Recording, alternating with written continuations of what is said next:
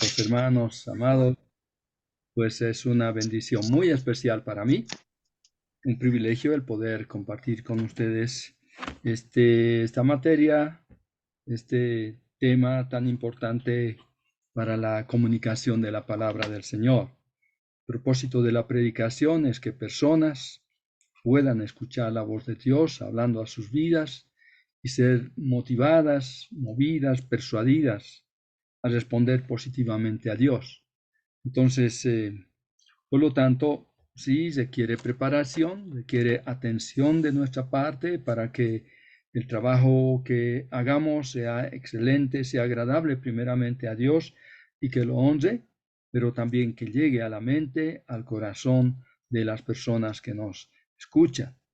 Así que, hermanos, vamos a continuar con esta labor de poder estudiar, prepararnos en esta tarea tan sobresaliente. Así que voy a compartir, soy coanfitrión, entonces voy a compartir pantalla para regresar a nuestros apuntes. A ver, ahí está.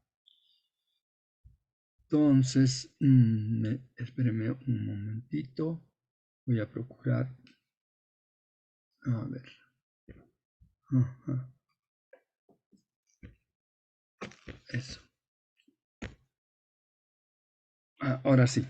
Entonces, estamos con el curso Exponiendo la Palabra, un curso de estudio bíblico, de estudio Emaús. Entonces, continuaremos con esta tercera sesión, en la cual volvemos a la última parte que tocamos el día de ayer, hablando de los elementos del sermón.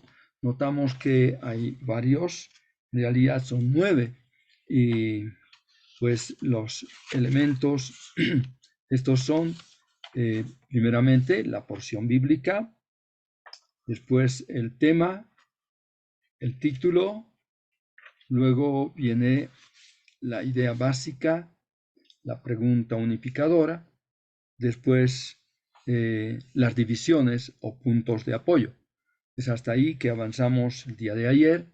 Entonces vamos a hacer el ejercicio correspondiente a esta parte para obtener las divisiones o puntos de apoyo sobre una base bíblica. Pastor, por favor, ¿me puede decir en qué página estamos? Con mucho gusto, mi hermano. Estamos en la página, espérame, hermano, un momentito. Estamos aquí ya en la en la página 51. Dice las divisiones o puntos de apoyo. Entonces allí hay una definición, el modo de obtener, ejemplos, algunos, por lo menos 3, 4 ejemplos que se dan allí, y vamos a repasarlos un poquito porque esto es importante. Dice como definición, a ver, me gustaría que alguno de ustedes pueda leer, por favor, activando su micrófono. La definición en la página 51, el primer párrafo después de definición. Hermano, buenas noches, hermano Eliseo. Hermano Carlos, adelante. En el A, ¿no? En el A. Sí. Bueno, las divisiones o puntos de apoyo son los argumentos principales o cuerpos mismos del sermón. Funcionan como los pilares que sostienen un puente o se pueden comparar con la estructura o armazón de un edificio con pilares y vigas, sobre los cuales desean todo el edificio. Descansa. Perdón, descansan todo el edificio. Todo el ¿Sigo, edificio. hermano? Sí, por favor, léalo. El siguiente párrafo más. Al buscar el tema para el sermón, aplicamos a la porción bíblica la pregunta: ¿de qué habla el texto? Pero una vez definido el tema, necesitamos saber qué enseña o contiene el texto sobre el tema. Cuando estudiamos de esta manera, las enseñanzas descubiertas y extraídas en la porción bíblica serán una verdadera respuesta de Dios a las necesidades e inquietudes nuestras y de nuestros oyentes. Así el sermón no dependerá de la capacidad intelectual, de la elocuencia del predicador o del magnetismo que algunos presumen tener, sino de Dios. Es un error tremendo tratar de hacer decir a la Biblia lo que no dice, pero es una bendición descubrir y enseñar lo que dice. Amén. Gracias, hermano. Entonces aquí tenemos una definición más o menos amplia sobre lo que son las divisiones o puntos de apoyo. Como dice acá, son los argumentos principales que encontramos en esta porción que estamos estudiando y que va a servir como base, como fundamento para el desarrollo de nuestro sermón. Ahora, tenemos en el inciso B el modo de obtener. Dice que se puede obtener haciendo la pregunta sencilla, ¿qué dice acerca del tema? O sea, uno debe leer el texto bíblico con la pregunta, llevando la pregunta, ¿de qué habla? ¿De qué habla? Y entonces, como uno ya ha descubierto el tema, pues la respuesta a la pregunta ¿de qué habla? Es el tema. Hemos descubierto el tema de la porción bíblica. Cada porción de la palabra de Dios tiene su propio tema. Entonces nos queda a nosotros la tarea de descubrir ese tema y cuando ya tenemos el tema, hacemos otra pregunta para descubrir los puntos de apoyo o los argumentos principales o las razones o las promesas o los mandamientos o los ejemplos o las prohibiciones, en fin, ¿qué es lo que se hallará allí? Hacemos la pregunta. ¿Y qué dice de eso? ¿No? Supongamos, esta porción habla del perdón. Ajá. ¿Y qué dice del perdón? ¿Qué dice del perdón? Entonces, la respuesta a esta pregunta puede dividirse en 2 o 3 o 4 aspectos que nos sirvan de base, fundamento, que sirvan como pilares para sostener un puente, el puente de la comunicación. Porque el sermón parte desde un punto A y conduce a la persona, al oyente, hasta el punto B, ¿no? Llevando, digamos así, de la falta de conocimiento al conocimiento pleno sobre un tema. Bien, esa es la pregunta que podemos hacer a la porción bíblica en base al descubrimiento de cuál es su tema. Entonces vamos a seguir su consejo. A ver, un ejercicio lo encontramos acá mismo, en Esdras capítulo 7. Lo miramos un momentito. En Esdras capítulo 7 en el Antiguo Testamento. Nehemías, entonces viene Esdras y después Nehemías más bien. En Esdras 7:10 leemos así un versículo. Saben, hermanos, les digo que hay porciones bíblicas, hay versículos en las Escrituras que son como un bosquejo hecho, con sus divisiones naturales, todo eso. Lo único que nos queda a nosotros es descubrir y desarrollar un sermón precioso. Por ejemplo, en este capítulo 10 de Esdras, en el verso 10, dice, porque Esdras, pero antes podemos leer, porque el día primero del primer mes fue el principio de la partida de Babilonia, y al primero del mes quinto llegó a Jerusalén, estando con él la buena mano de Dios. ¿Por qué? Porque Esdras había preparado su corazón para inquirir la ley de Jehová y para cumplirla y para enseñar en Israel sus estatutos y decretos. Fíjense, en este versículo nos habla de la preparación del siervo de Dios. Y para darle un poco más de fuerza al título, podemos poner como está en la página 52 al inicio mismo, dice, volviendo al ejemplo de Esdras 7, ponemos como título, la preparación integral del siervo ideal. ¿Qué les parece? Parece un poco largo el título, podemos acortar, pero ahí está, nos da una idea bastante amplia. Si preguntamos cuáles aspectos debe prepararse el creyente para un servicio o para ser un siervo fiel, Dice, ya obtuvimos la respuesta en 3 partes, porque son los 3 aspectos en los que se preparó Esdras, las cuales, dice, se constituyen en las divisiones o puntos de apoyo del sermón. Fíjense, dice que Esdras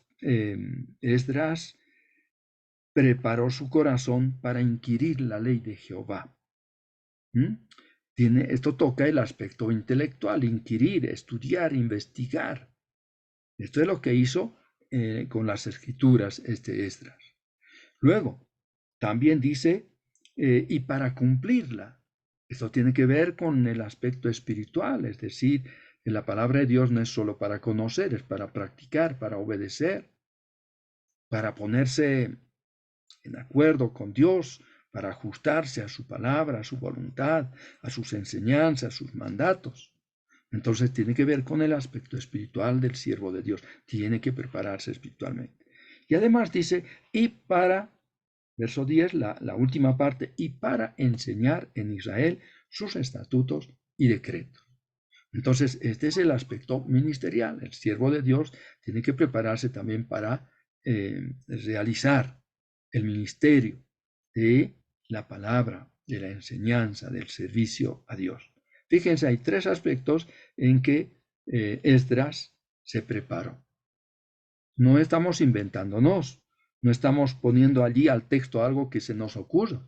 No, está en el texto mismo, es de allí que obtenemos estos 3 aspectos necesarios para la preparación del siervo de Dios. ¿Ven, hermanos? Pero vamos a pasar a otro ejemplo. Ustedes tienen un par de ejemplos más luego que pueden observarlo, practicarlo, tomar su Biblia y hacer un seguimiento. Pero quiero mostrarles aquí otro ejemplo práctico. Dice, se obtiene con la pregunta que ya hemos dicho, ¿no? ¿Qué dice del tema? ¿Qué les parece, hermanos? Tomamos como base bíblica Mateo 21, 18 al 22. Creo que ya lo mencionamos anoche. Se trata de la higuera. ¿Recuerdan ustedes la maldición de la higuera estéril? Así titula en mi Biblia esta porción de Mateo 21, 18 al 22. Entonces, lo primero que debemos hacer es descubrir el tema de qué habla. Pues leyendo otra vez el texto, y le rogaría a alguno de ustedes, hermanos o hermana, dar una lectura de esta porción. Son 5 versículos para que refrescarnos la memoria. Y antes de leer, hermanos, por favor pongan atención. ¿Hay algún verbo principal? ¿Hay algunos verbos secundarios? Ya tenemos que poner nuestra atención porque el verbo es la palabra fundamental de una oración. Es en torno al verbo que giran todas las demás palabras. Entonces, pongamos atención en los verbos que se encuentran en esta porción, porque eso nos puede dar las pautas de las divisiones en que vamos a, digamos, distribuir esta porción de las Escrituras. Así que, hermano o hermana, hágame favor de leernos esta porción. Mateo 21, 18 al 22. Mateo 21, Amén. del 18 al 22. Por la mañana, volviendo a la ciudad, tuvo hambre, y viendo una higuera cerca del camino, vino a ella y no halló nada en ella, sino hojas solamente, y le dijo, nunca jamás nazca de ti fruto, y luego se secó la higuera.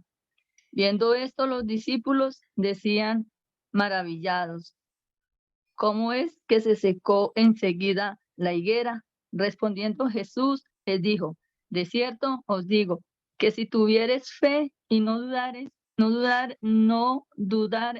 no solo haréis esto de la higuera, sino que si a este monte dijeres, quítate y échate en el mar, será hecho. Y todo lo que pidiereis en oración, creyendo, lo recibiréis. Amén. Amén. Amén. Muchísimas gracias, hermana, por la buena lectura de la porción. Entonces, a ver, hermanos, ustedes habrán notado cuáles son los verbos que se encuentran allí. De ahí vamos a buscar cuál es el verbo principal y los otros que acompañan a este verbo. Dice, por la mañana, volviendo a la ciudad, tuvo hambre. Fíjense, el volviendo es gerundio, entonces está hablando de una acción temporal, pero hay una afirmación presente, aunque está en pasado, ¿no? Pero es una aseveración bien clara. Dice, por la mañana, volviendo es gerundio. Muy bien, volviendo. Pero dice, tuvo hambre. Tuvo hambre. Entonces, este tuvo, con B dentilabial, que habla del verbo tener. Entonces dice, tuvo hambre, tuvo hambre. Y viendo, aquí encontramos otro gerundio, viendo. Dice, una higuera cerca del camino vino a ella. O sea, se aproximó a la higuera. Vino es otro verbo aquí importante. ¿Y qué pasó? No halló.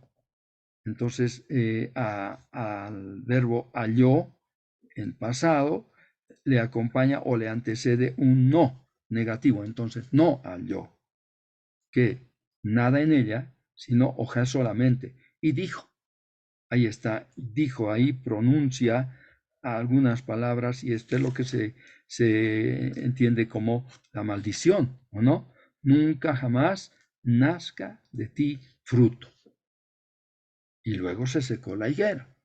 Entonces dijo, nunca jamás nazca de ti fruto. Continuando al verso 20, dice, viendo otra vez otro gerundio. Viendo esto, los discípulos decían maravillados, ¿cómo es que se secó enseguida la higuera? Viendo, decían, el decían está en imperfecto, es también verbo, pero es más la reacción de los discípulos hacia lo que el Señor había obrado en la higuera. Entonces podemos continuar poniendo la atención en lo que el Señor hizo principalmente. En el verso 21, respondiendo Jesús, otra vez un gerundio, dijo, Jesús les dijo, de cierto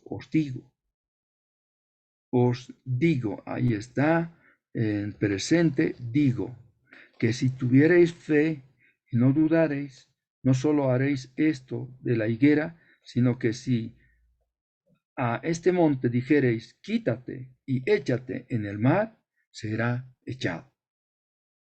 Y todo lo que pidiereis en oración, creyendo, lo recibiréis. Fíjense, aquí hallamos otros verbos más. Por ejemplo, si ustedes hacen esto, le dicen a un monte, quítate y échate en el mar, va a ser hecho, dice. Pero depende de qué. De tener fe y no dudar. Y en el verso 22, y todo lo que pidiereis en oración, creyendo, aquí otra vez se refiere a la acción de la fe, creyendo, aunque está en gerundio, y todo lo que pidiereis en oración, podríamos de otra manera decir con fe, creyendo o confiando, pues lo recibiréis. Entonces, hermanos, ¿qué les parece? ¿Cuántas divisiones podemos encontrar en esta porción? ¿Cuántas divisiones podemos encontrar en esta porción? Una de las primeras afirmaciones es tuvo hambre. No, esto es categórico. Tuvo hambre. Así fue, ¿no? Y entonces, en el verso 19, dice, y le dijo a la higuera, ¿no? Entonces, aquí está otra sentencia. Nunca, jamás nazca de ti fruto. ¿Por qué? Porque no halló fruto en la higuera. Bueno. Esto los discípulos decían maravillados, ¿cómo es que se secó enseguida todo eso? Entonces el Señor les explica, pero al final, en el verso 22, otra vez hace una afirmación importante. Todo lo que pidiereis en oración creyendo, lo recibiréis. Y por supuesto, antes de eso da una ilustración, ¿no? Un ejemplo de que, por ejemplo, si se le ordena con mucha fe, sin dudar, a un monte que se eche al mar, Dice que el monte se va a trasladar y se va a echar al monte, al mar. Hermanos, podríamos hallar a lo menos 3 puntos. A ver, ¿qué les parece? Yo propongo esto y, por supuesto, ustedes pueden revisar, observar y ver que realmente si esos 3 divisiones valen, funcionan. A ver, pero antes vamos a hacer una idea básica. Ustedes saben que la idea básica es una oración gramatical que en un sentido resume el contenido del sermón. En este caso, resume el contenido de la porción bíblica para nosotros, pero para ya presentar en forma de sermón a nuestros oyentes, la vamos a convertir esta idea exegética, lo que acabamos de extraer de la porción bíblica, la convertimos en una idea homilética, una idea que se pueda comunicar, que pueda ser recepcionada por nuestros oyentes. Y entonces aquí planteo la siguiente idea básica. La higuera representa a Israel y el Señor tiene lecciones importantes que enseñarnos. Como se trata sobre la higuera y todo lo que acontece, que no tenía fruto, el Señor la maldijo y entonces se secó.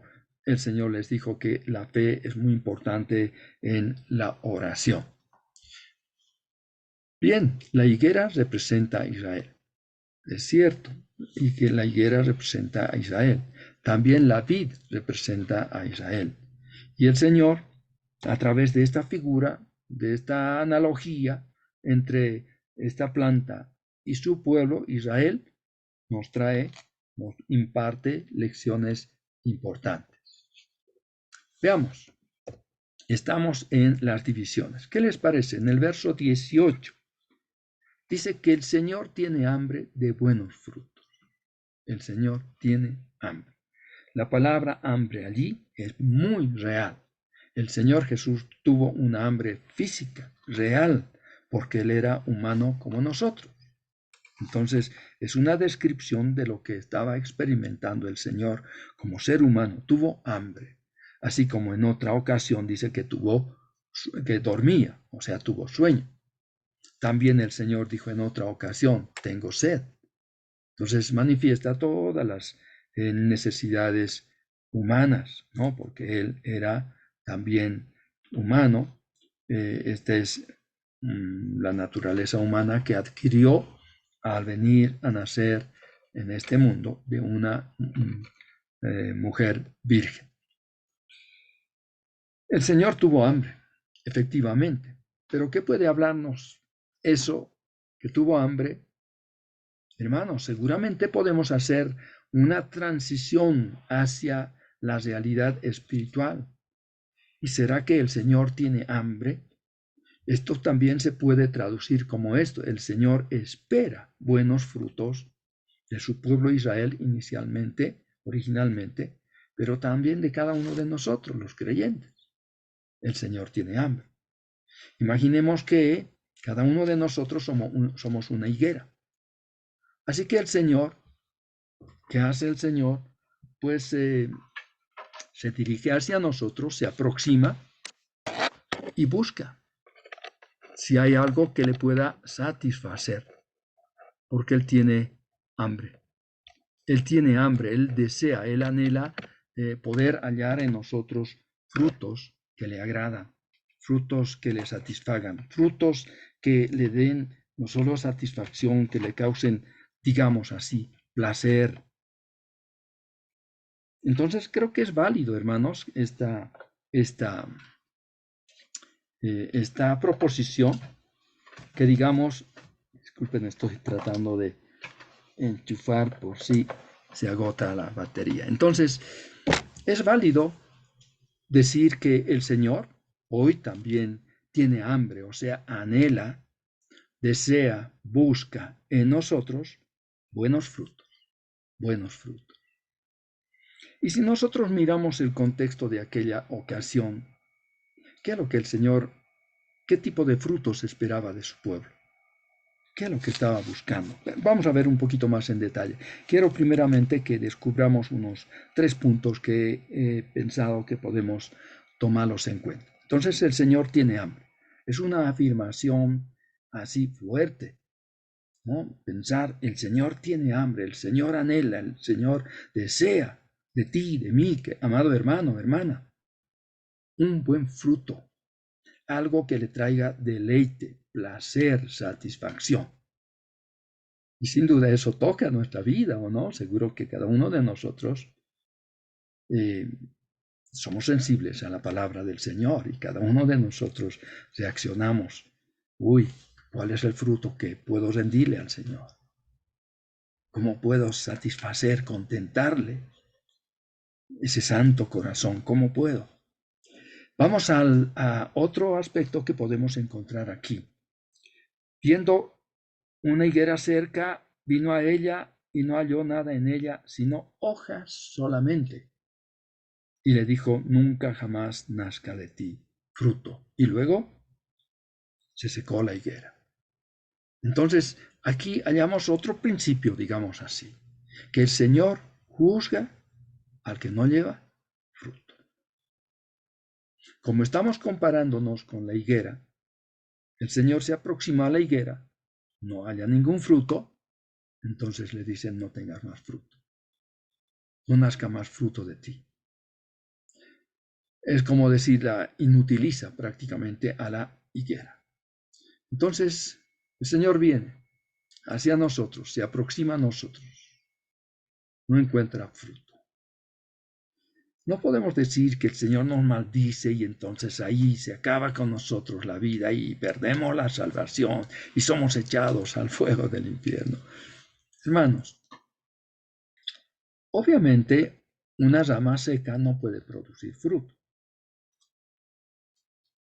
¿Por qué no un creyente? ¿Por qué un creyente no produce fruto?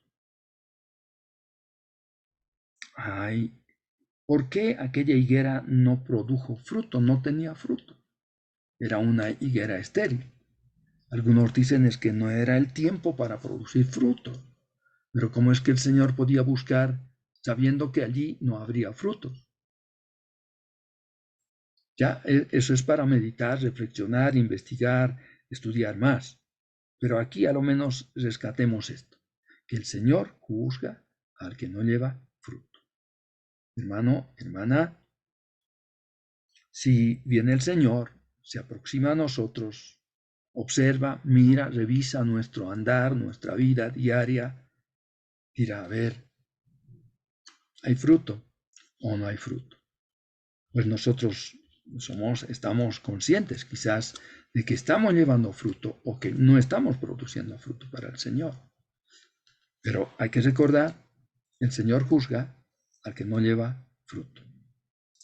Vamos a un tercer aspecto que lo hallamos en el verso 21, 22, ya 21 y 22.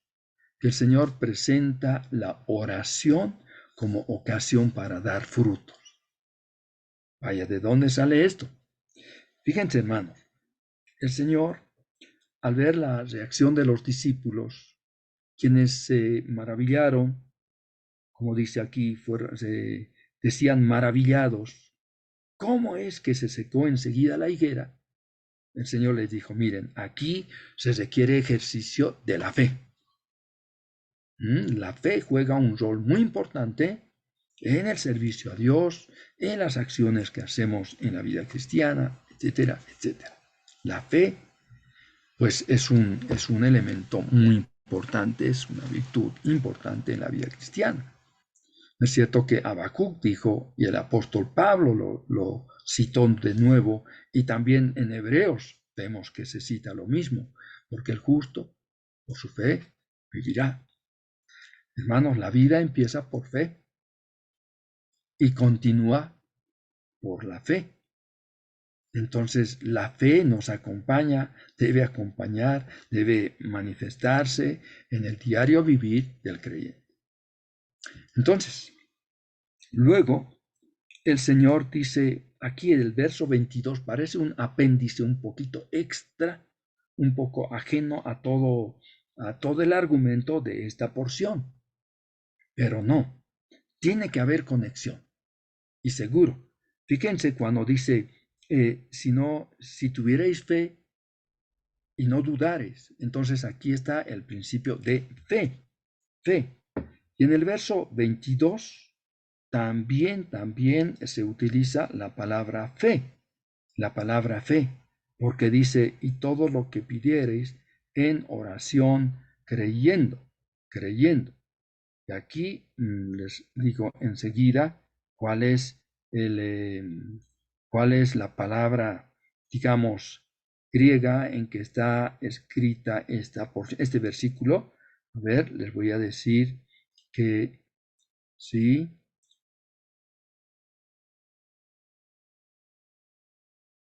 Sí, exactamente. Esta palabrita creyendo es la misma palabra, tiene la misma raíz de fe. Fe.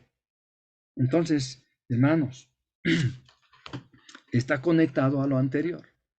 No es un apéndice extra, no es algo que está fuera de lugar, no. Es parte de la porción, por eso está muy bien dividida esta porción, este párrafo.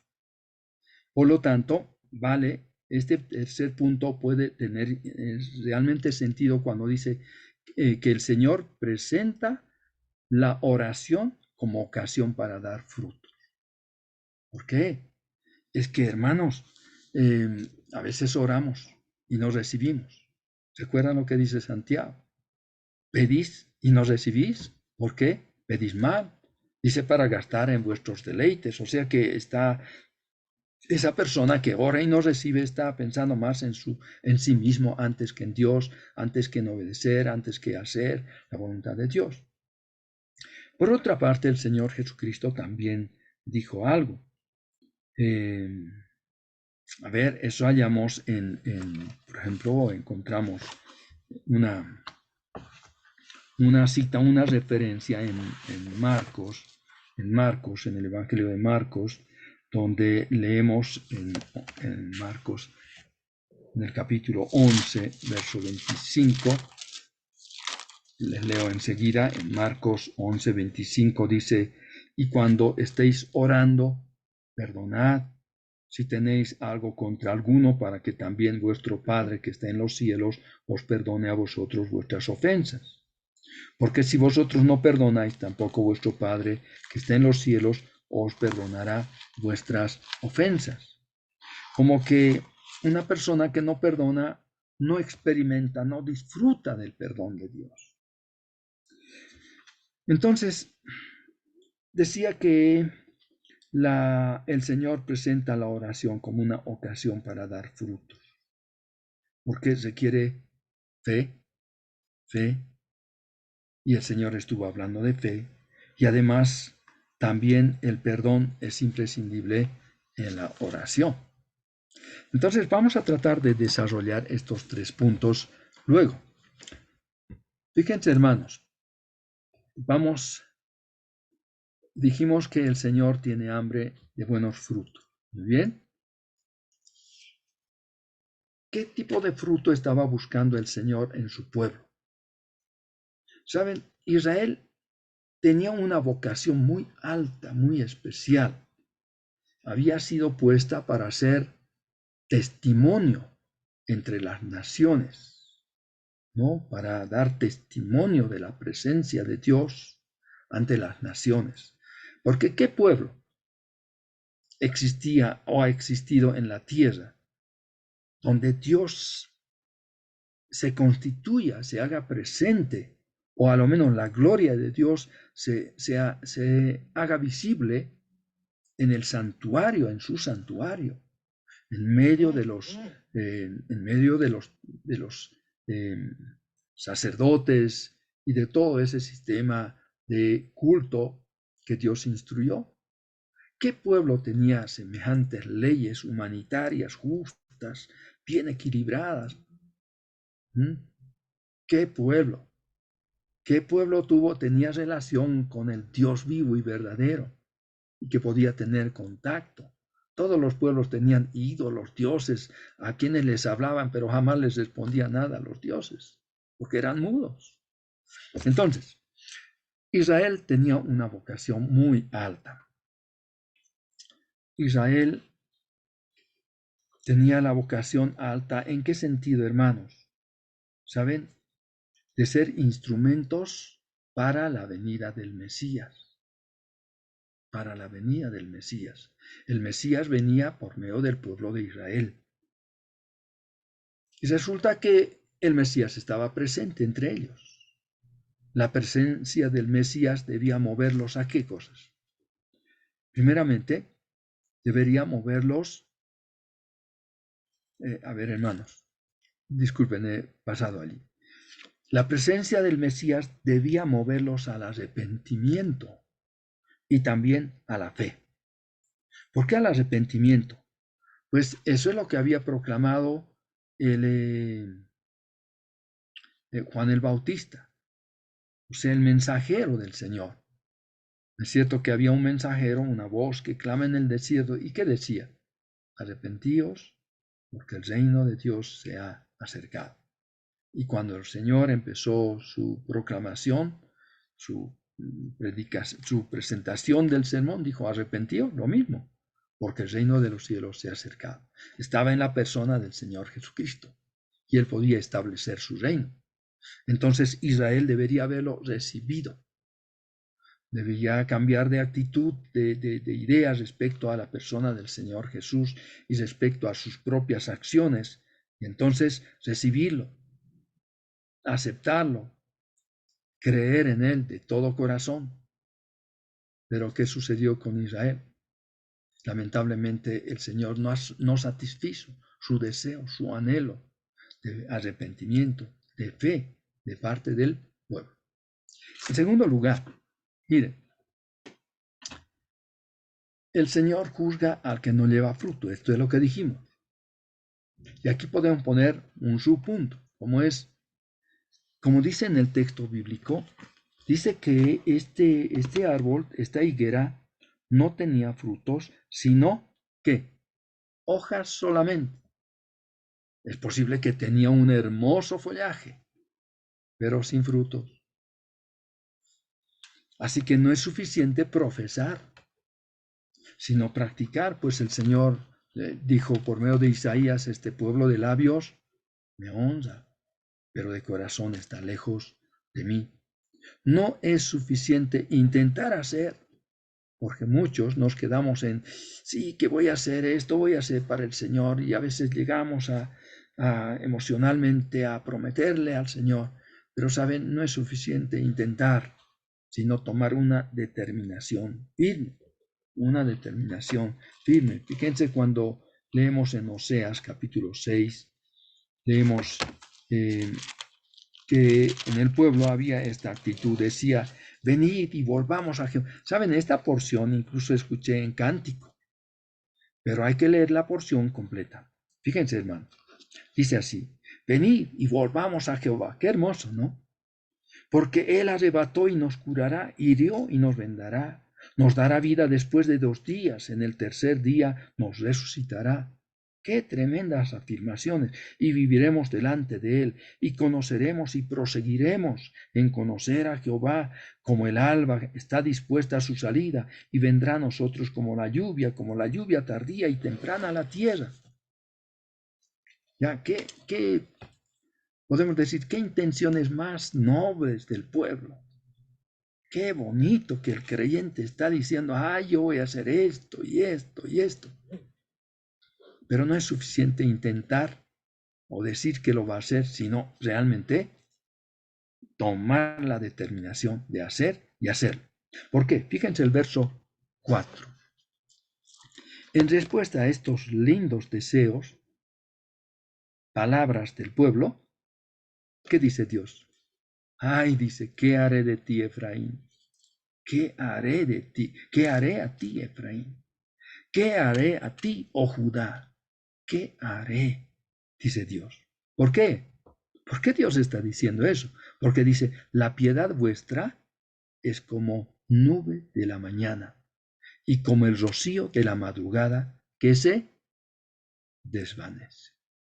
Fíjense, hermanos, ya un momento los israelitas dijeron, ay, qué lindo, vamos a volver, vamos a buscar al Señor, vamos a seguirle al Señor. Él nos va a resucitar al tercer día y vamos a conocer y crecer en conocimiento de Él. Vamos a hacer esto y aquello. El Señor dice, ay, ¿qué voy a hacer con ustedes? ¿Qué te voy a hacer, Efraín? ¿Qué te voy a hacer, Judá? ¿Por qué? Porque vuestra piedad es como nube de la mañana. La nube viene, sale el sol y desaparece la nube. O como el rocío, qué lindo, refrescante, hermoso, el rocío de la madrugada, pero apenas sale el sol, se evapora, ya no hay. Ven, hermanos, entonces el Señor juzga al que no lleva fruto. Es posible que tengamos mucho follaje religioso, pero no fruto espiritual que Dios desea, anhela y que tiene hambre de eso. Continuemos para el tercer punto que les mencioné. Dice que el Señor presenta la oración como ocasión para fructificar. Y ahí podemos poner los versos 21 y 22. 21 y 22. Fíjense, dice, la fe es imprescindible en la oración. Claro, la fe es imprescindible en la oración. Dice, así también vosotros, hermanos míos, habéis muerto a la ley mediante el cuerpo de Cristo, para que seáis de otro, del que resucitó de los muertos, a fin de que llevemos fruto para Dios. Sí, Dios desea que nosotros llevemos fruto para Él. Y ciertamente, la fe es imprescindible para llevar fruto. No es posible agradar a Dios sin fe. No es posible tener fruto sin fe. La fe es parte imprescindible de la vida cristiana, en especial en la oración. Si uno, por ejemplo, Santiago dice, ¿no? En el capítulo 1 de su epístola, Santiago 1, dice, si alguno de vosotros tiene falta de sabiduría, pídala a Dios, pídala. Pero luego dice, el cual da a todos abundantemente y sin reproche, y le será dada. Pero, ahí pone un pero, Santiago, pero pida con fe, no dudando nada, porque el que duda es semejante a la onda del mar que es arrastrada por el viento y echada de una parte a otra. Es igual como dice Mateo 21, 22. Volviendo a Mateo 21, 22. Y todo lo que pidiereis en oración, ¿cuál es la condición? Creyendo. Es decir, ejerciendo la fe verdadera, genuina, en la persona a quien estamos dirigiéndonos en la oración. Todo lo que pidiereis en oración, creyendo, lo recibiréis. Entonces la fe es imprescindible en la oración o para que la oración sea respondida. Por otra parte, el perdón es imprescindible en la oración.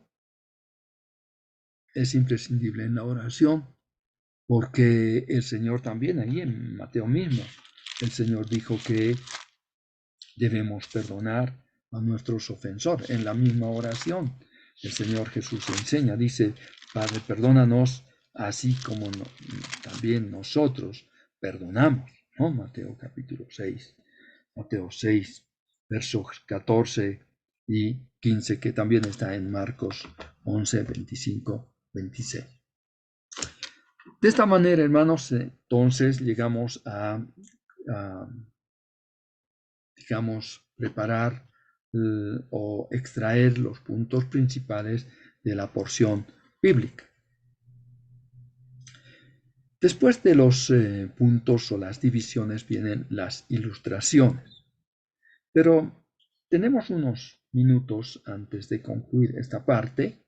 Por lo tanto, me gustaría aquí, hermanos, dejar de compartir la pantalla y permitir que si hay preguntas puedan hacerlas.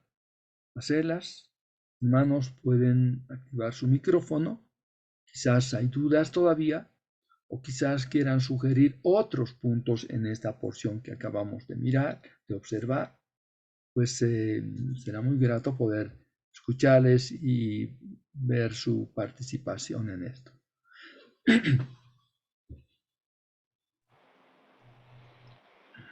Sí, hermano, una pregunta. Es pequeñita. ¿Imprescindible se refiere a importante? Sí, algo que no se puede evitar, no se puede pasar por alto. Imprescindible, o sea, necesarísima, ¿cómo se puede decir? Necesaria. Sin eso no funciona. Gracias. Es pieza fundamental, digamos así.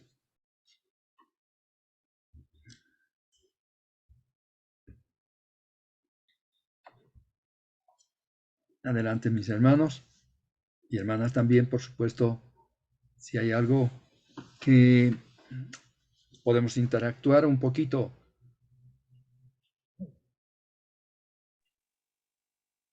Hermano, tengo una pregunta.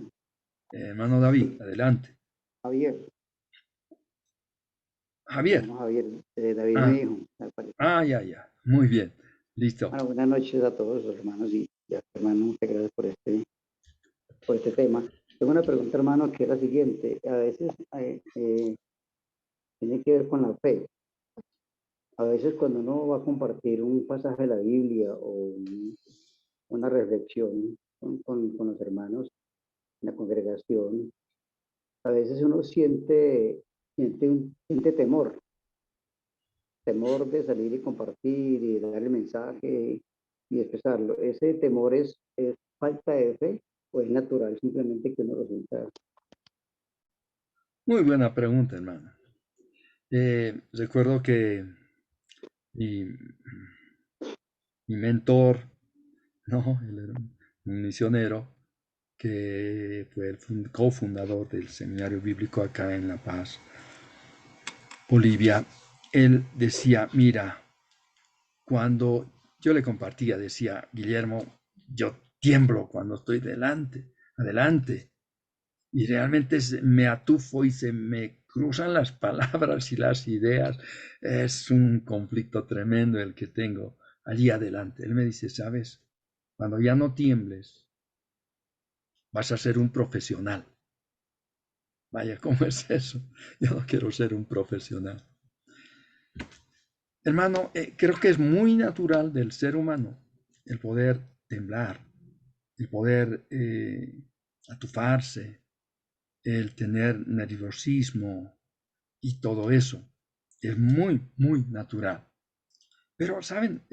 Tuve el privilegio de conocer al hermano Luis Palau y una y otra vez tuve contacto con él, oportunidad de conversar así cara a cara, porque él visitó acá y también en otro lugar afuera del país. Conversamos. 2 horas estuve conversando en una ocasión con él y su equipo. Yo era muy joven y le pregunto, hermano Luis, le digo, ¿sabe que me pongo muy nervioso cuando estoy allí en el púlpito? Uy, qué cosa más atroz. Él me dijo, mira, es posible que sea por causa de egoísmo. Eso me hizo temblar más. Me dice, es posible que tú estás concentrado más en ti que en el sermón, en el mensaje que tienes. Entonces pon atención en esto que es más importante que ti mismo, el mensaje, la palabra. Vaya, ese consejo me sacudió, me hizo pensar. Es posible que uno esté pensando tanto en sí mismo como qué dicen los hermanos, cómo me escuchan, cómo me ven y tanta cosa. Entonces uno está ensimismado, ¿no? Uno está concentrado en uno mismo. Bueno, pero cuando nos concentramos en la palabra, el mensaje tan importante que el Señor nos ha confiado a nosotros para comunicar al pueblo de Dios sediento quizás, necesitado de escuchar la palabra genuina de Dios. Entonces yo me convierto en un simple vaso, en un simple utensilio. Quiero ser un utensilio de honra, pero no soy el principal, no soy el personaje, no soy la personalidad, no soy como diríamos el protagonista, no. Y la palabra es el Señor, es el Espíritu Santo. Entonces, ese enfoque, ese reenfoque, digamos, de nuestra atención puede ayudarnos, hermano Javier. Listo, hermano, muchas gracias, hermano. Ahora sí voy a temblar más. Amén. Gracias.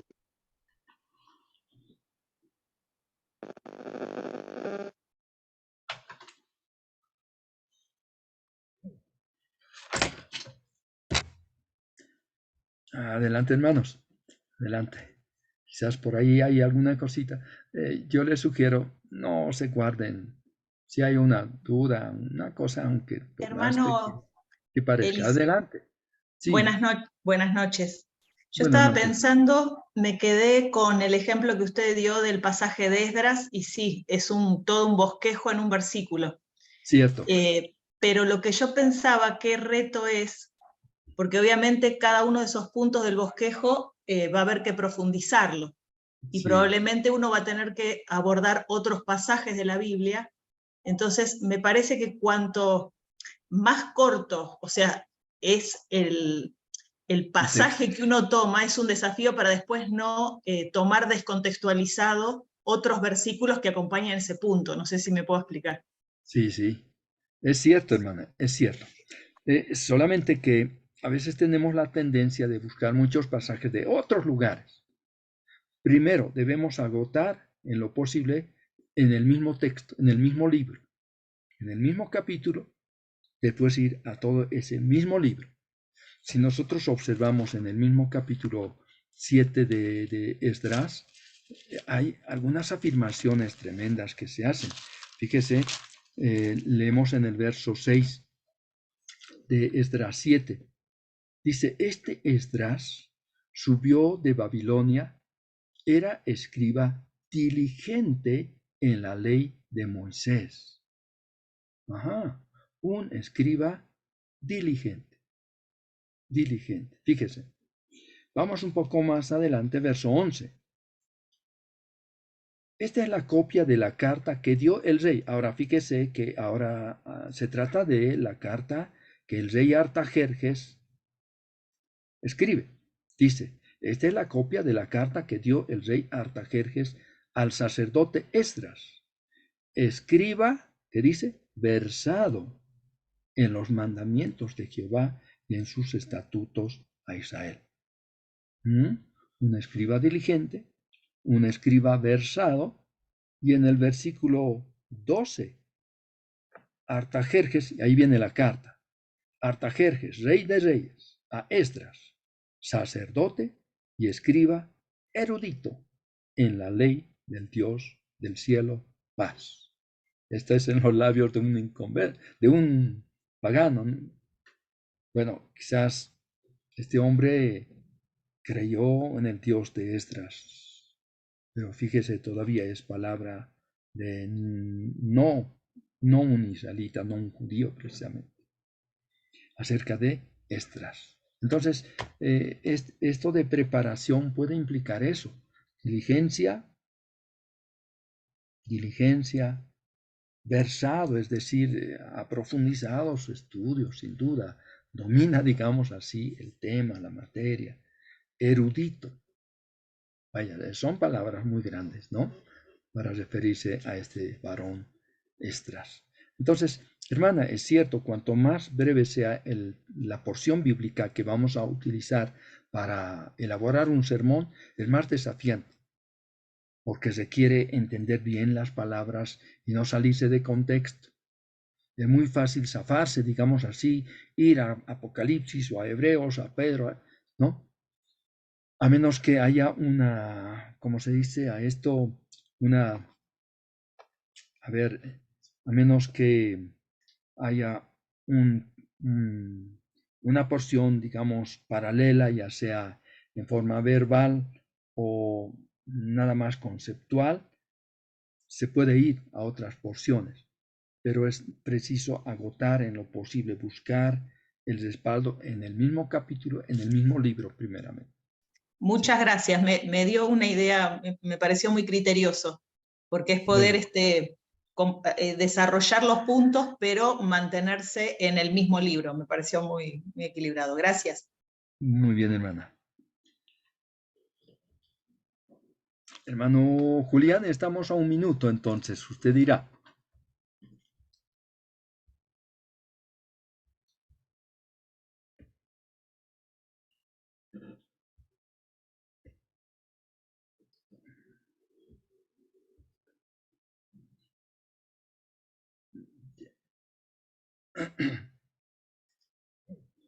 Bien, hermanos, vamos a pedir al hermano Julián que pueda decir algo. Si seguimos con la segunda parte o si quiere un par de minutos de receso para un respiro de los oyentes que puedan ponerse en pie, tirar los miembros, en fin. Pues no sé, no sé mi hermanito Eliseo, ¿usted cómo está de tiempo, hermano? Estoy Sí, bien, hermano. Está bien, pero podemos dar unos minutos para... Para un saludo, minuticos o una pequeña interacción entre todos, mi hermano. Ahí está, que se saluden unos a otros y pregunten Minuticos, hermano, ¿vale? cómo va. Sí, hermano, sí, unos minutos. Es saludable. Hermanos, ya avanzamos esto. Entonces llegamos a otro elemento, pero espérenme un momentito. Vamos a ver otro elemento que son las ilustraciones. Si miramos la lista de elementos, son 9, ¿no? Entonces, eso está en la página 29, la porción bíblica, el tema, el título, la idea básica, la pregunta unificadora, las divisiones o puntos de apoyo, las ilustraciones. Entonces, este es el séptimo elemento del sermón, las ilustraciones. Y pues, espérenme un momentito, voy a tratar de ampliar esto aquí.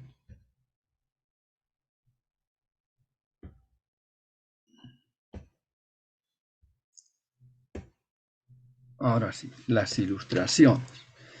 ¿Qué son las ilustraciones? Vamos a pedir, por favor, que alguno de los hermanos ahora nos lea sobre este elemento del sermón. Le indico la página, está en la página 59. Entonces, ¿alguien por favor puede leer este primer párrafo? En la página 59, definición dice.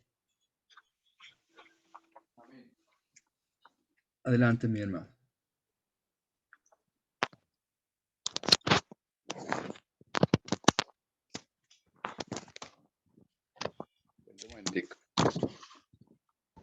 Amén. Definición: son los ejemplos de una determinada verdad.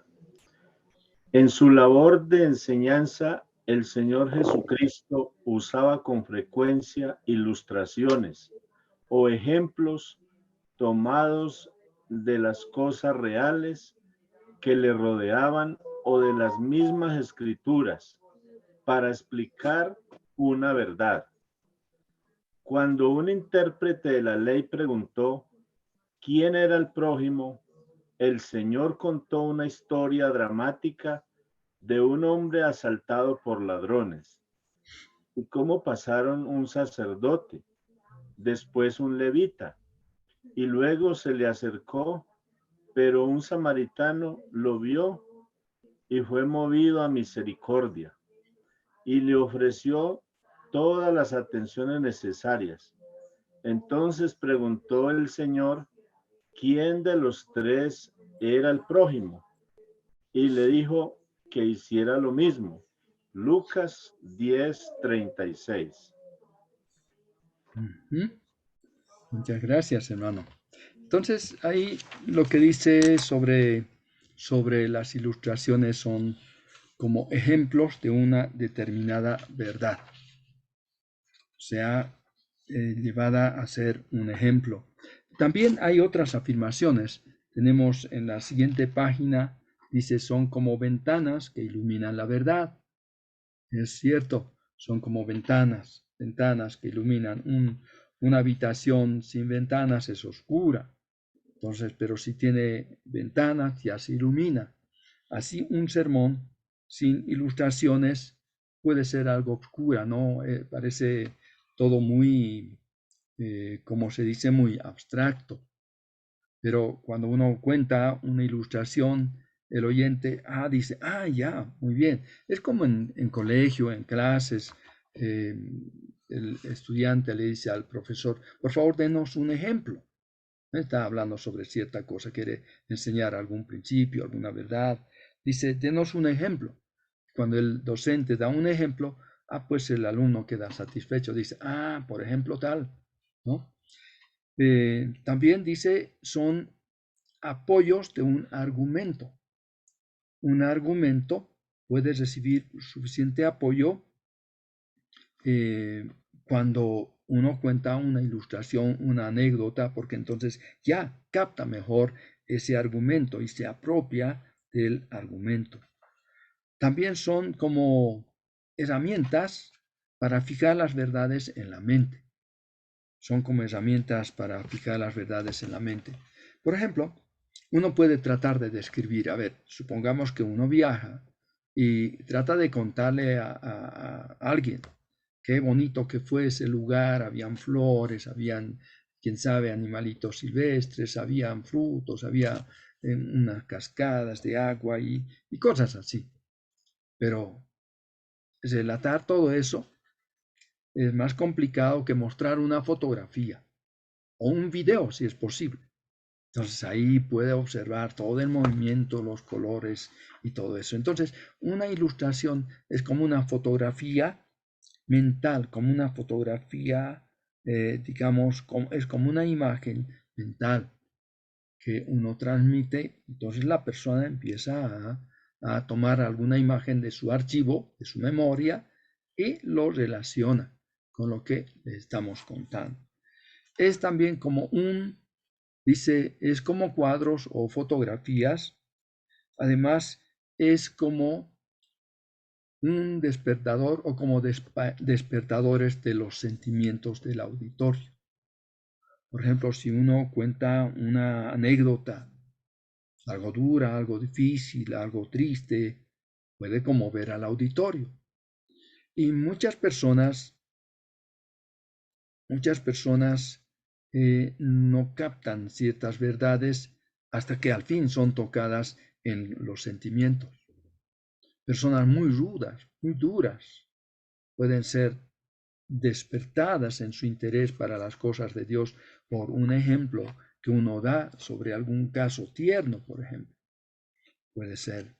Otra cosa es que las ilustraciones ayudan a mantener la atención y a recuperarla cuando se pierde. A todos nos gusta escuchar, si alguien ha de relatar algo, entonces uno pone atención, ¿no? Pone más atención, despierta y puede recuperar el interés. Esto en cuanto a las ilustraciones. Pero bueno, vienen luego las aplicaciones. Dijimos ayer que aplicar significa colocar algo sobre. Entonces, es colocar la enseñanza sobre el corazón. Cuando uno ha presentado las verdades, los mandatos, los desafíos, las promesas o las prohibiciones o los ejemplos que la palabra contiene, las hemos presentado, hemos compartido a nuestros oyentes, entonces necesitamos aplicar, como decir, mira, esta es tu responsabilidad, ahora tú necesitas responder a Dios.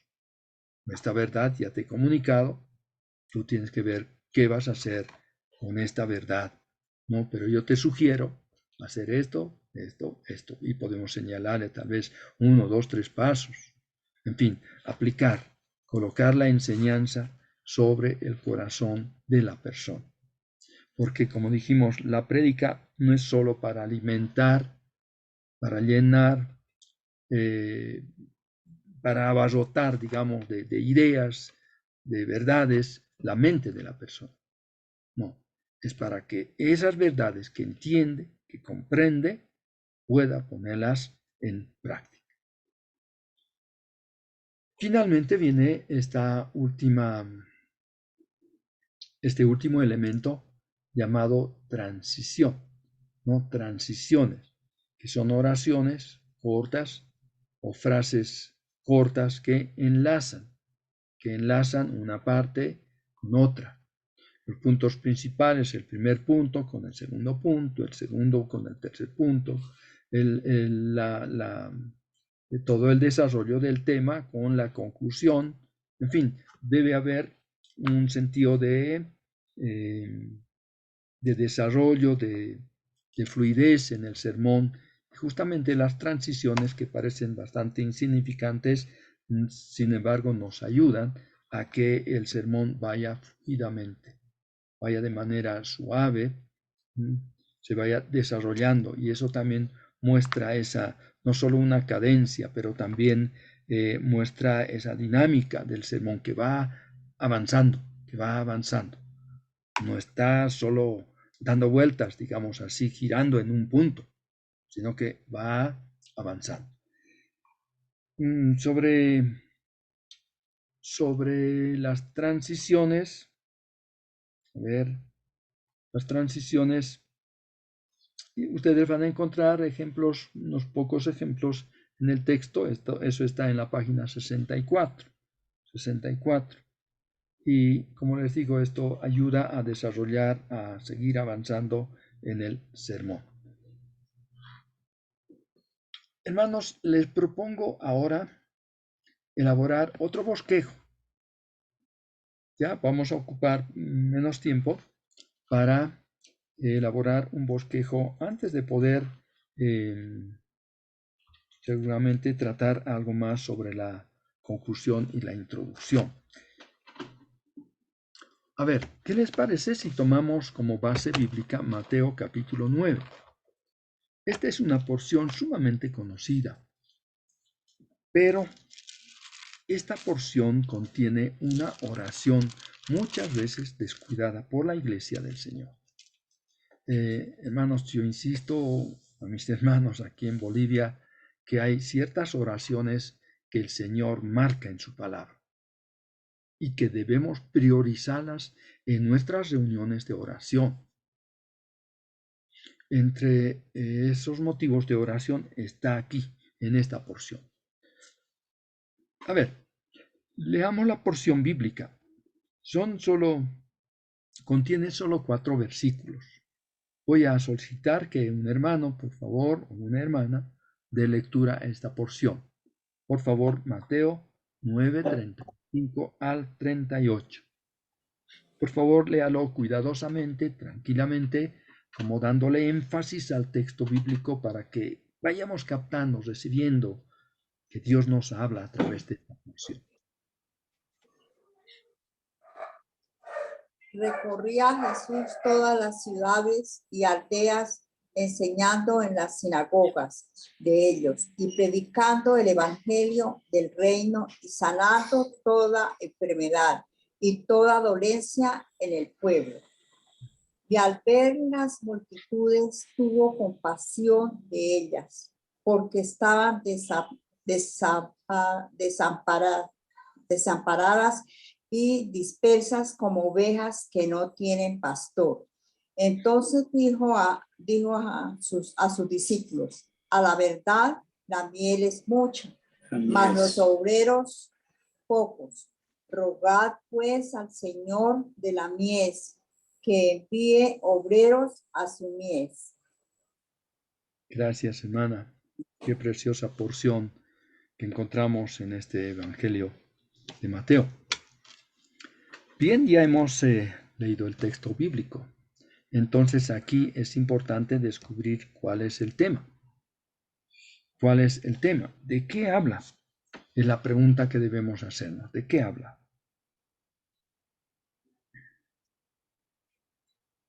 ¿De qué habla esta porción? Recorría Jesús todas las ciudades, enseñando, y aldeas, enseñando y predicando y sanando toda enfermedad, toda dolencia en el pueblo. Y al ver la multitud, tuvo compasión de ellas porque estaban desamparadas y dispersas como ovejas que no tienen pastor.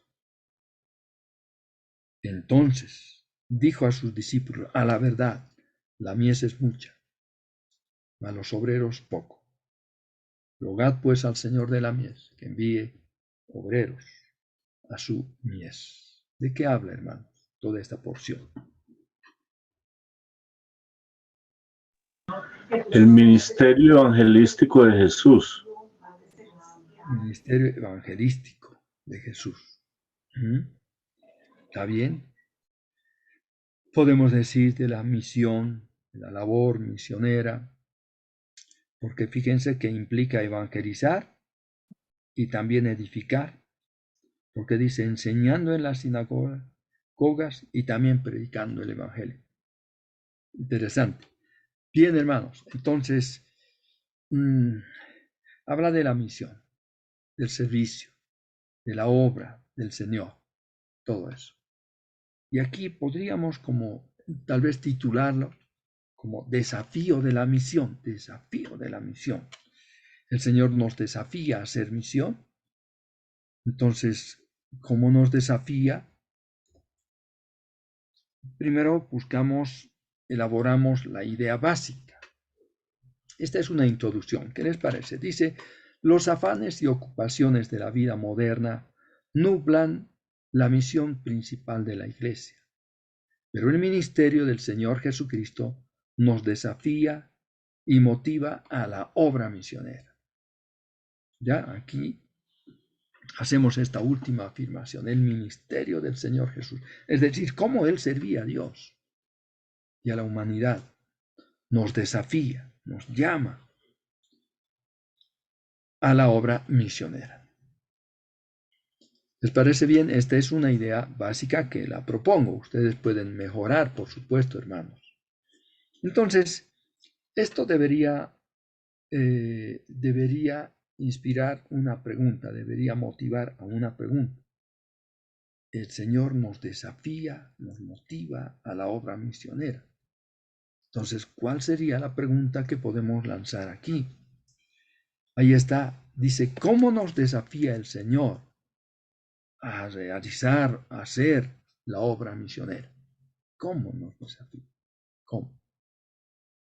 Busquemos la respuesta a esta pregunta en esta porción, y lo que vamos a hallar en el verso 35 es que, pues, ¿cómo nos desafía? Recorriendo los campos, recorriendo los campos. Hermanos, por propia experiencia, y seguro que ustedes pueden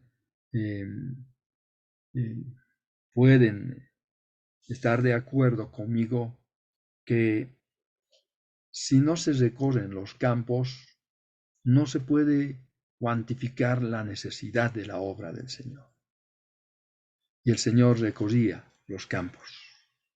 Dice recorría, incluso ahí está la palabra, recorría Jesús todas las ciudades y aldeas.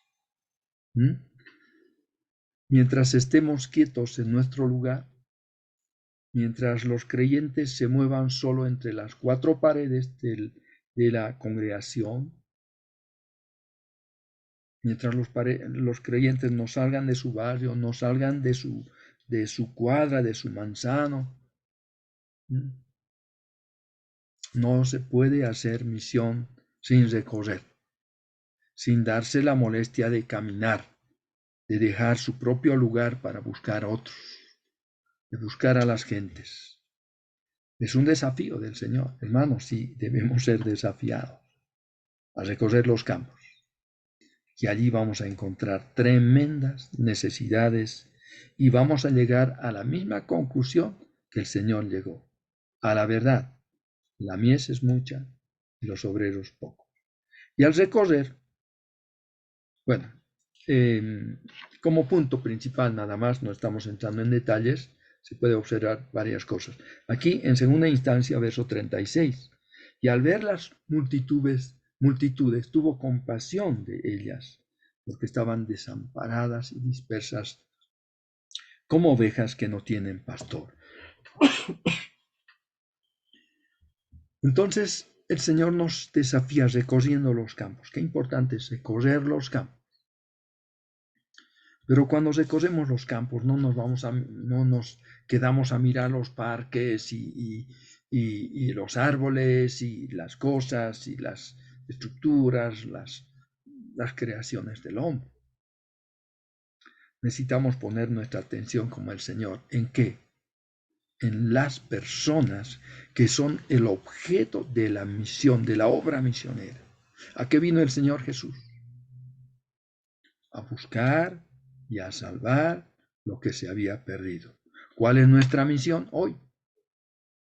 Comunicar, proclamar este evangelio a toda criatura. Es alcanzar a todas las personas con el bendito mensaje de la salvación. Entonces, necesitamos observar a las personas. ¿Cómo están las personas?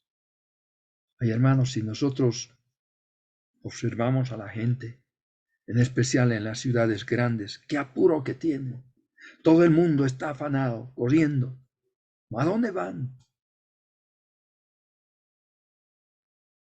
Podemos, seguramente uno diría, bueno, van a su trabajo, van a una cita, van al médico, van a un trámite, van a una gestión, ya van para muchas cosas. Pero nosotros, desde una óptica espiritual, podemos también darnos cuenta que esas personas se aproximan a la muerte, van a la condenación, a menos que hayan puesto su fe en el Señor Jesucristo. Necesitamos observar a las multitudes con los ojos del Señor.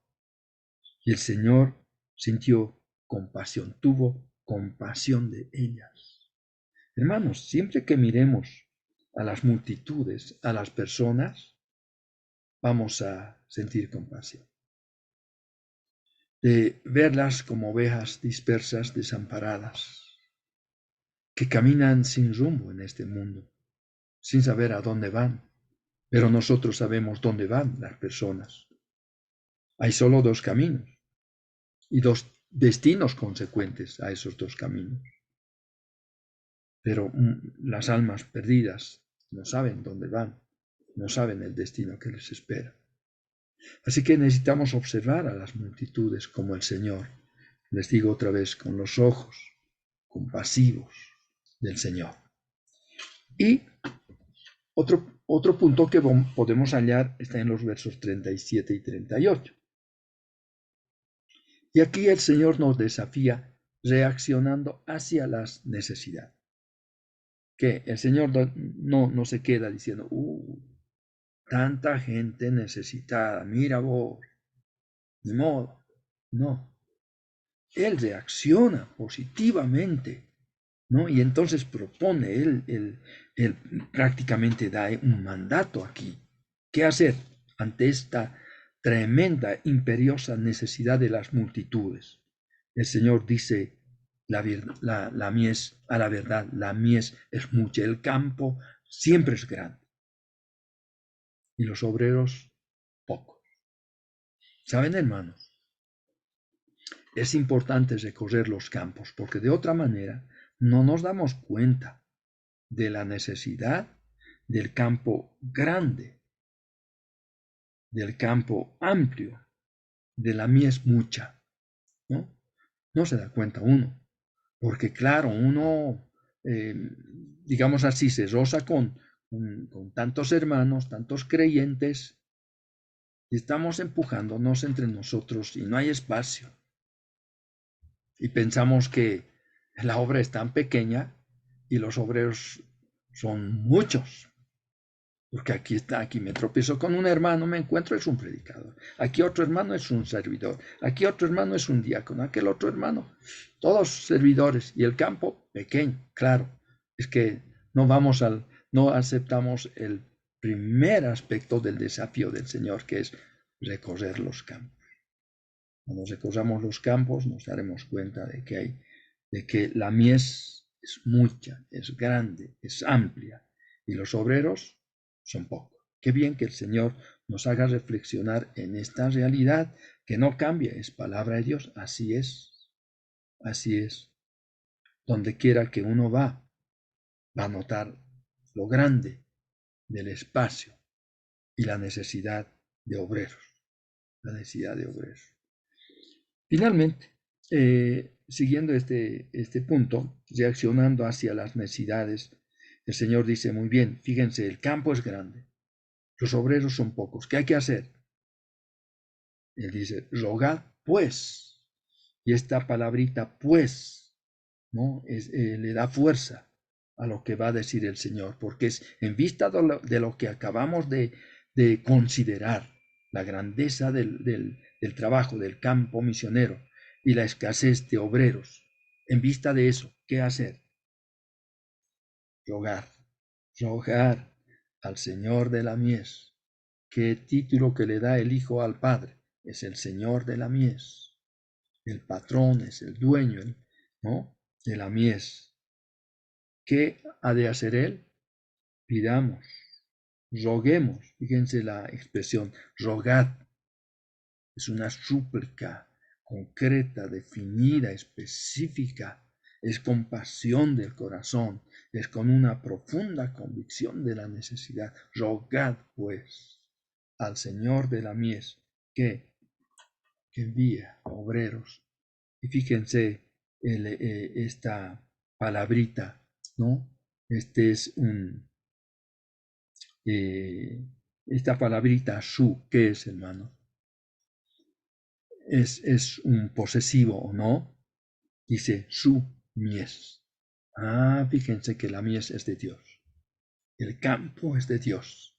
Y entonces él ha de mandar obreros a su mies en respuesta al clamor de sus hijos, de los creyentes que han sido desafiados por el Señor Jesús a la obra misionera. Y por supuesto aquí se puede desarrollar cada uno de estos puntos y aquí poner algunas ilustraciones, ejemplos, para que estas verdades, estos puntos principales se queden totalmente grabados en la mente de nuestros oyentes. Algunos consejos para los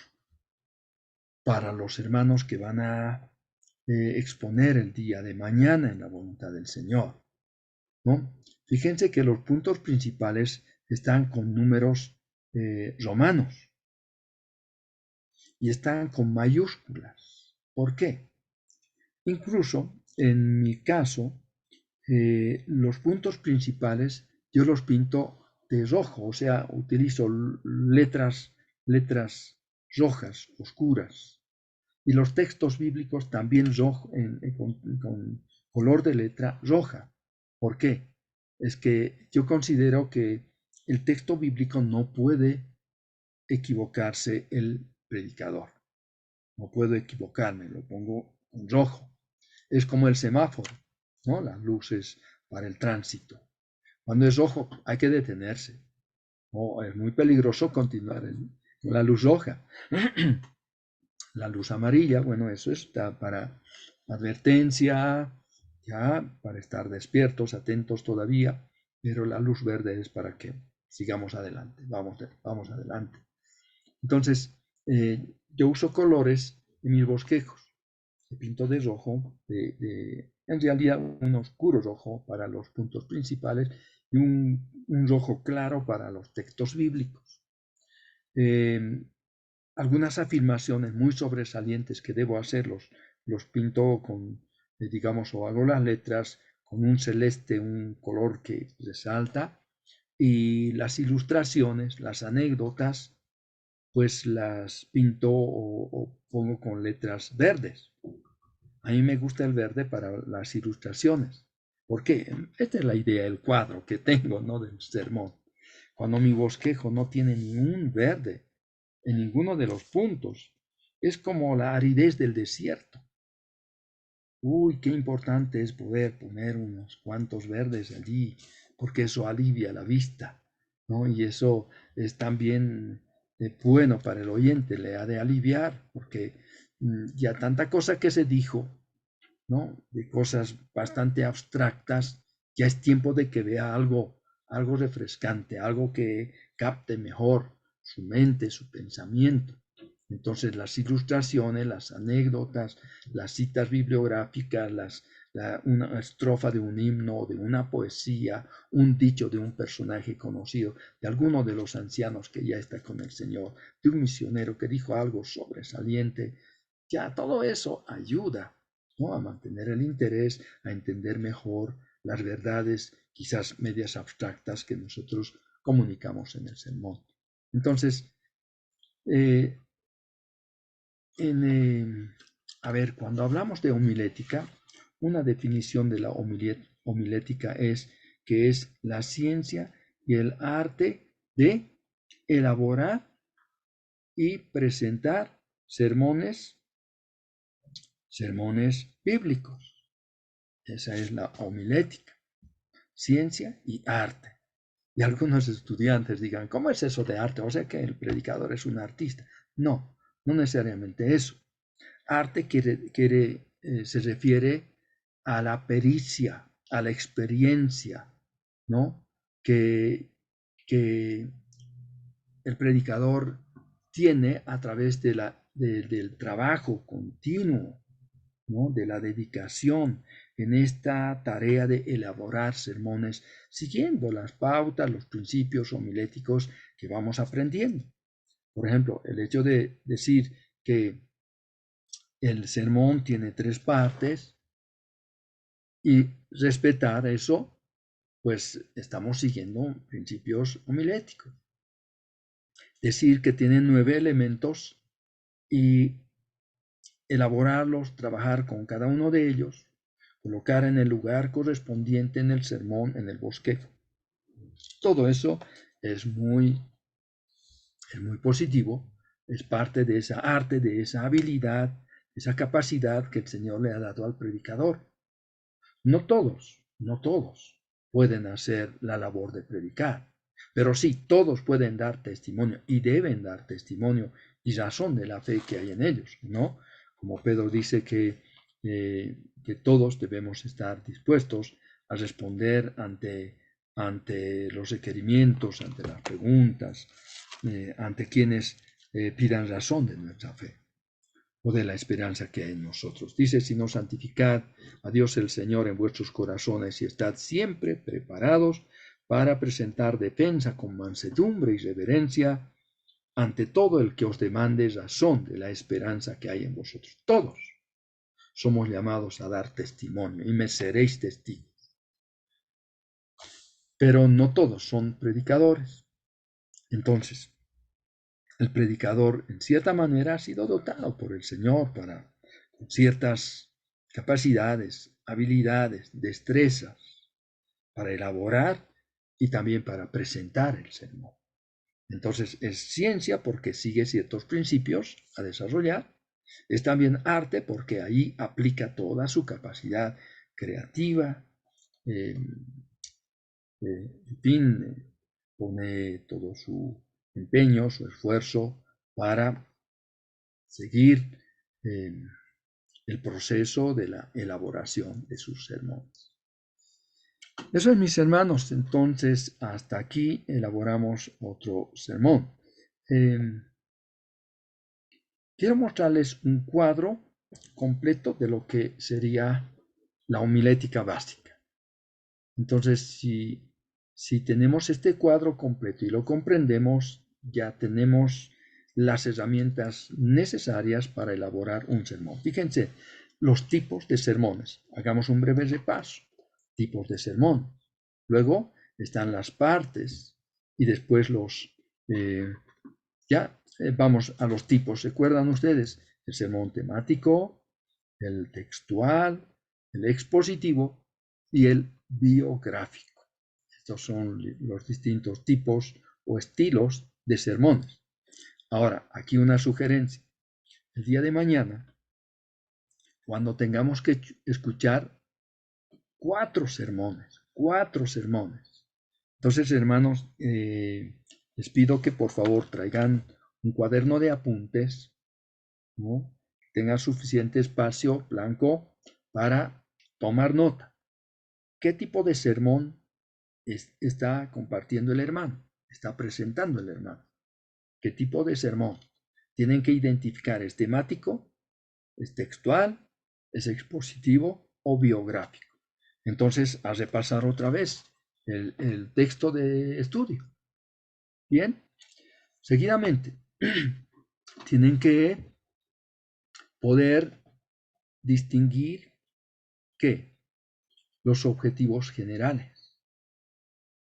Bien, eso es escuchando el sermón, escuchando. Entonces tienen que decidir o tienen que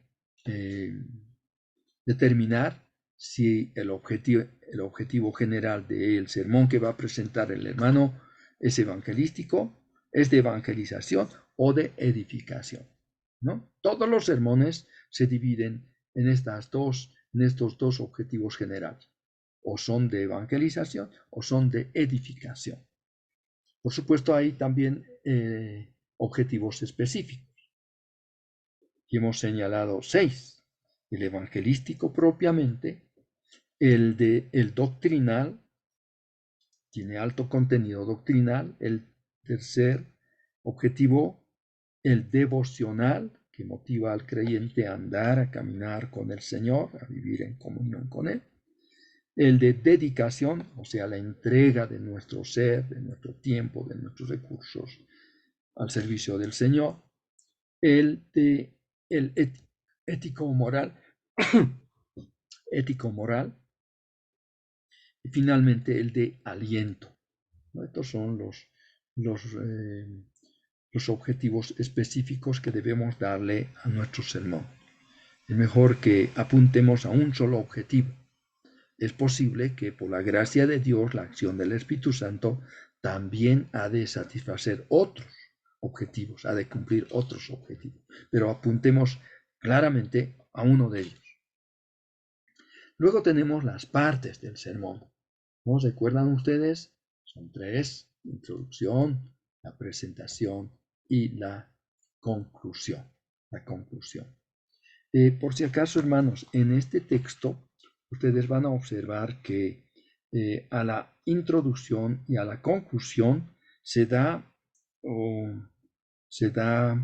atención aparte. Está en la lección 10, dice la conclusión, cómo elaborar la conclusión, ¿ya? Cómo trabajar para hacer una buena conclusión.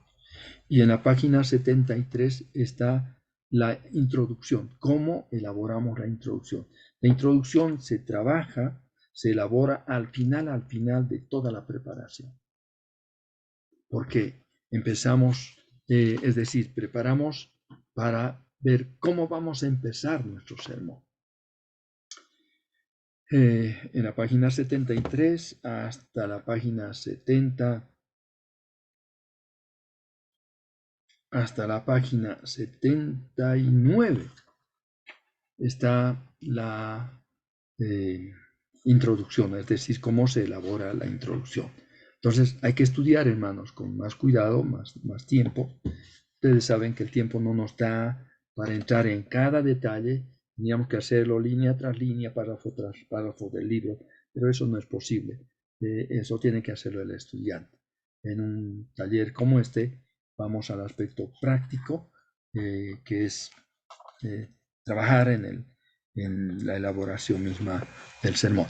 Entonces, vamos a algo que falta, son 2 elementos. Entonces, de los elementos tenemos 9. Está primeramente la porción bíblica.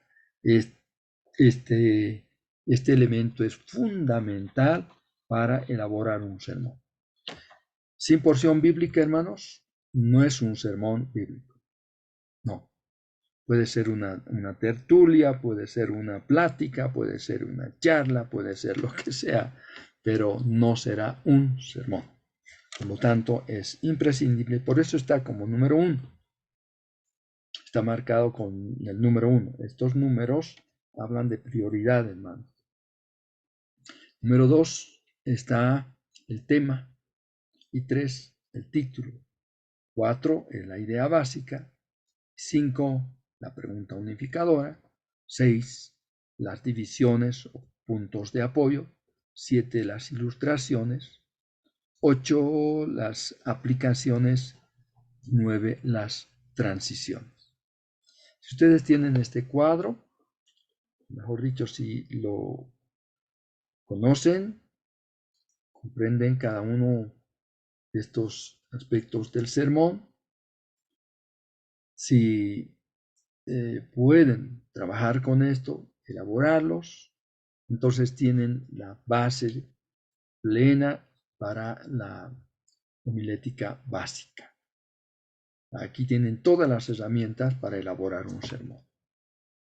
Por supuesto, desde el punto de vista humano, hermanos, porque ahí también tenemos un capítulo en el texto que trata de lo siguiente. Dice la lección número 12, lo más importante de la predicación. ¿Qué es lo más importante de la predicación? Y pues anoche surgió una pregunta, ¿y qué función tiene o qué parte la oración en el sermón? Aquí en esta lección justamente se habla de eso. Fíjense que dice lo más importante de la predicación, el poder del Espíritu Santo. Porque es el Espíritu Santo que trae convicción de pecado. Es el Espíritu Santo que hace nacer de nuevo a las personas. Es el Espíritu Santo que ilumina su palabra, de modo que el oyente pueda entender. Es como que se encienden las lámparas y se ilumina y puede entender las Escrituras con el auxilio, la iluminación del Espíritu Santo. Entonces, lo más importante en la predicación es el rol, en la acción del Espíritu Santo en todo esto, hermanos. Porque la palabra de Dios es la palabra de Dios inspirada por el Espíritu. Si el Espíritu Santo inspiró, entonces es el Espíritu Santo también que ilumina para entender lo que Él ha inspirado.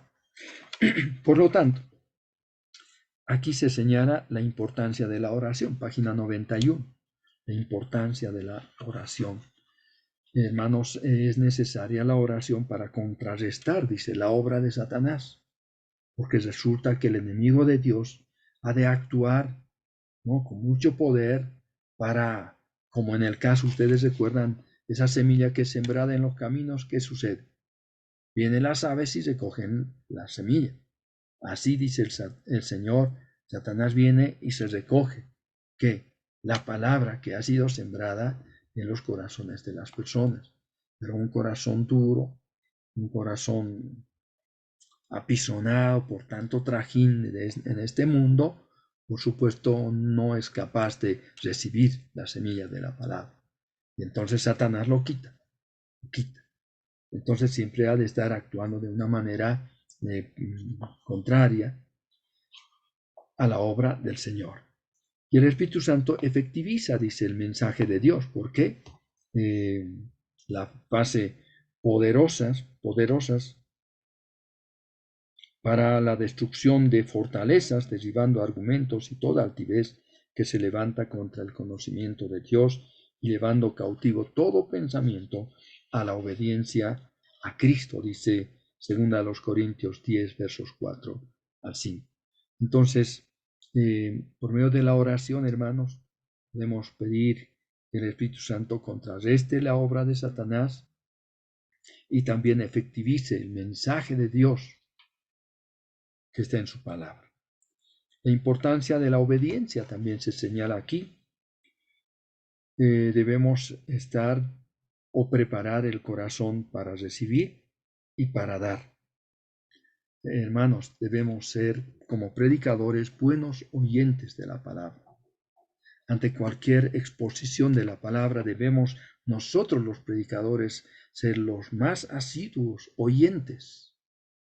¿Saben? La tendencia de un predicador es esta, que se aburre con los sermones de otros.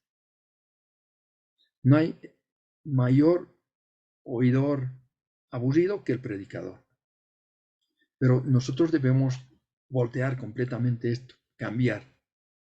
El predicador debería ser el mejor oyente en la congregación. Debe tener la capacidad y la humildad de escuchar a otros predicadores. Hay algunos predicadores que no escuchan a otros porque los miran de arriba. Dice, ¿qué me va a enseñar a mí? No, que yo me lo sé todo. Esa es una actitud un poco altiva, soberbia. No, hermanos, debemos estar dispuestos de aprender. Porque el que cree que ya sabe no va a aprender más. Es como el cemento. Una vez que ha sido, como se dice, una vez que ha secado, pues no se puede hacer nada. Pero cuando está fresco, un niño que pise va a dejar su marca de su piecito. Pero un niño que pisa sobre el cemento seco no deja ninguna marca. Si quiere marcar a alguien, tiene que usar martillo y cincel. Entonces, la obediencia, qué importante, presentar nuestro ser a Dios. La importancia del Espíritu Santo, la obra del Espíritu Santo en la predicación. Ahí señala algunos puntos, dice número 1, la obra del Espíritu Santo en los oyentes y cómo contar con el poder del Espíritu Santo. Habla del predicador debe ser nacido de nuevo. El predicador debe tener íntima y continua relación con el Señor. El predicador debe tener una vida limpia. Cito aquí a Andrés Murray, Roberto Murray, McChayen, que dijo, él murió a sus 29 años, era un hombre fogoso en la predicación, y él dijo esta afirmación muy breve, de acuerdo a tu santidad, así será tu éxito. Un hombre santo es un arma poderosa en la mano de Dios. Ya, es así como concluye este curso, tocando aspectos espirituales muy necesarios para el predicador y su ministerio. Mis hermanos, ahora sí voy a dejar de compartir pantalla. Entonces, para dar lugar a algunas preguntas en vista de que ya nos quedan minutos para concluir esta segunda sesión de la noche. Hermano, muy buenas noches. Muy buenas noches, hermano Bueno, mi nombre es Humberto. Humberto. Bueno, ya he escuchado y también pues dado a conocer toda diríamos, los recursos, las herramientas para organizar, estructurar un sermón. La pregunta es, ¿qué lugar ocupan los comentarios como ayuda para organizarlos? O sea, hablando de los comentarios de algunos escritores, lectores, para organizar el sermón. Bien, hermano. Muy buena pregunta. Pues los comentarios pueden servirnos para aclarar el texto bíblico, para entender, para primeramente nosotros entender. Como Esdras, ¿recuerdan Esdras 7:10? Que preparó su corazón para inquirir la ley de Dios. Entonces los comentarios nos ayudan a entender mejor las Sagradas Escrituras. Debemos agotar todos los recursos primeramente para comprender lo que dice el texto bíblico. Solo así podemos compartir, podemos comunicar las verdades que se hallan en el texto bíblico a otras personas. Sin embargo, aquí me hace recordar algo, hermano. Algunos predicadores piensan que el sermón expositivo es agarrar un pasaje bíblico y ir comentando palabra tras palabra, frase tras frase, hasta terminar esa porción. Y pues yo le digo que ese no es un sermón expositivo. Ese es un comentario, así como hace un comentario. Si tomamos aquí un comentario tal vez de Mackintosh, de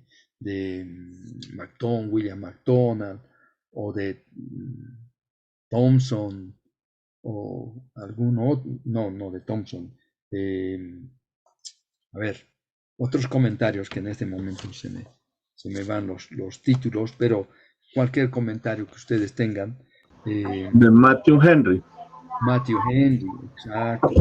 Henry, sí, y seguramente hay otros comentaristas. Bien, ahí está de William Barclay. Hay que tener cuidado siempre en los comentarios, porque el comentario no es inspirado. La palabra de Dios es inspirada, ¿no? Los comentarios han sido escritos por hombres consagrados, entregados al Señor, pero igual el ser humano tiene sus deficiencias, tiene sus fallas. Y pues es frustrante a veces, uno va al comentario ansioso de encontrar las respuestas a sus preguntas, pero no siempre nos responden, ¿no? A veces pasan por alto esa palabra o ese versículo. Pero hay otros comentarios que pueden ayudarnos en esa porción, pero pasan por alto otra porción. En fin, uno no puede ser devoto de un solo comentario o comentarista. Entonces es bueno tener 2, 3, 4 o todos los que se puedan para poder discernir también con la ayuda del Señor que si todo está correcto, está bien, para que nosotros no difundamos errores ajenos, ¿no? Esto, mis hermanos. Volviendo a ese punto que les decía, que un sermón expositivo no es necesariamente un comentario. En el comentario nos explica este versículo, dice esto, esta palabra viene de esto otro, y así nos va dando algunas explicaciones, pero un sermón expositivo tiene la virtud de extraer de la porción bíblica aquello que el lector corriente no lo ve. Pero porque nosotros hemos leído las Escrituras y estamos familiarizados con esta porción, con todo su contexto, entonces podemos discernir, podemos por la guía del Espíritu Santo, el estudio, la atención cuidadosa de la porción bíblica, extraer puntos que sí puede llevar en la mente, puede impactar en el corazón de nuestros oyentes. ¿Por qué? ¿Saben que el oyente no trae necesariamente un cuaderno de apuntes y su Biblia? Hay algunos que ni traen Biblia a las reuniones. Entonces, ¿cómo grabamos en su mente las verdades que con tanto esfuerzo, tanto trabajo, tanta oración hemos descubierto, hemos elaborado, hemos estructurado nuestro sermón, hemos ordenado las ideas para servir a nuestro hermano, para entregarle, como la señora que en casa elabora un rico, exquisito almuerzo? Y entonces lo expone, lo pone sobre la mesa. Y se van a servir gustosos todos. Pero qué fracaso sería que la señora elabore tan exquisito almuerzo y entonces venga el esposo y diga, mira, yo me comí unas no sé qué cosas ahí en la calle porque los amigos lo invitaron y ahora no tiene apetito para comer nada. Qué triste, ¿no? A veces el predicador se frustra así. Elabora con mucho esfuerzo, presenta el sermón y no pasa nada. ¿Por qué? Porque tal vez ha descuidado en algún aspecto. No solo podemos echar la culpa al oyente, pero quizás al mismo predicador que no le ha dado la claridad suficiente a sus puntos principales, a sus ideas, no las ha ordenado en el lugar conveniente, no le ha dado el énfasis que merece la palabra de Dios, las escrituras, las verdades, y entonces por supuesto que no se graba nada. Bien, hermanos, no quiero ampliar más, creo que es un par de horas que ustedes me han escuchado muy atentamente, lo siento mucho que no podamos intercambiar más tiempo, pero el día de mañana, en la voluntad del Señor, en la bondad del Señor, vamos a escuchar 4 sermones. Y todos los que estemos presentes vamos a participar, porque yo voy a pedir por nombres, decir, hermano, ¿qué dice qué dice de esta parte de la exposición del sermón? ¿Dónde está su idea básica? ¿Cuál fue su tema? ¿Cuál su título? ¿No? ¿Cuántos puntos captó? Tales. A ver, vamos a preguntar a otro. Él captó otros puntos y vamos a ver si es la falta en la recepción o es la falta en la exposición, ¿no? Entonces, vamos a ver cuán interesante es poder trabajar así. Pero repasen, mis amados hermanos, ese cuadro último que les he mostrado, vale decir, los estilos de sermones, los objetivos, las partes y los elementos. Eso es todo lo que hemos tratado esta noche. Aquí concluimos, hermano Julián. Adelante, por favor. Me he comido todo el tiempo.